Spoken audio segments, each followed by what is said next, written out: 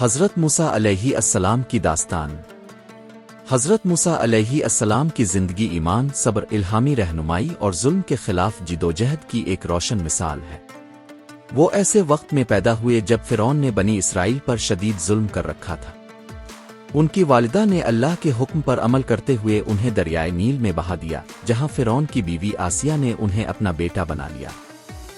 جوانی میں حضرت موسیٰ علیہ السلام نے غلطی سے ایک شخص کو قتل کر دیا اور اللہ سے مغفرت طلب کر کے مدین ہجرت کر گئے، جہاں انہوں نے حضرت شعیب کی خدمت کی اور حضرت شعیب علیہ السلام کی بیٹی سے نکاح کیا۔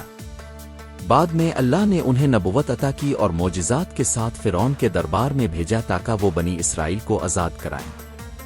فرعون نے ان کی بات ماننے سے انکار کیا، لیکن جب حضرت موسیٰ علیہ السلام کی لاٹھی نے جادوگروں کے جادو کو شکست دی تو کئی جادوگر ایمان لے آئے۔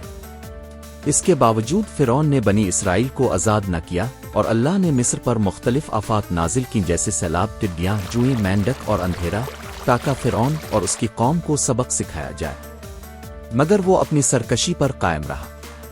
آخرکار اللہ نے حضرت موسیٰ علیہ السلام کو حکم دیا کہ وہ بنی اسرائیل کو مصر سے نکال کر لے جائیں۔ حضرت موسیٰ علیہ السلام اپنی قوم کو صحرا کے راستے لے کر روانہ ہوئے، یہاں تک کہ وہ بحر احمر کے کنارے پہنچ گئے۔ اللہ تعالیٰ نے حضرت موسیٰ علیہ السلام کو حکم دیا کہ اپنی لاٹھی سے سمندر پر ماری، جیسے ہی حضرت موسیٰ علیہ السلام اپنی لاٹھی سمندر پر ماری، اللہ کے حکم سے سمندر دو حصوں میں تقسیم ہو گیا، جس سے حضرت موسیٰ علیہ السلام سمندر پار ہو گئے، جبکہ فرعون اور اس کی فوج سمندر میں ہی غرق ہو گئی۔ صحرا میں بنی اسرائیل کو کئی آزمائشوں کا سامنا کرنا پڑا۔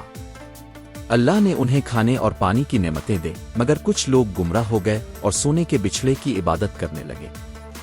حضرت موسیٰ علیہ السلام نے انہیں راست پر لانے کے لیے صبر اور استقامت کا مظاہرہ کیا۔ حضرت موسیٰ علیہ السلام کی کہانی ہمیں اللہ کی رحمت، حکمت اور انصاف کی یاد دلاتی ہے۔ ان کی زندگی سے ہمیں صبر، ہمت اور اللہ پر بھروسے کا سبق ملتا ہے۔ اللہ ہمیں بھی ان کے نقش قدم پر چلنے کی توفیق عطا فرمائے، آمین۔ Thank you for watching this video.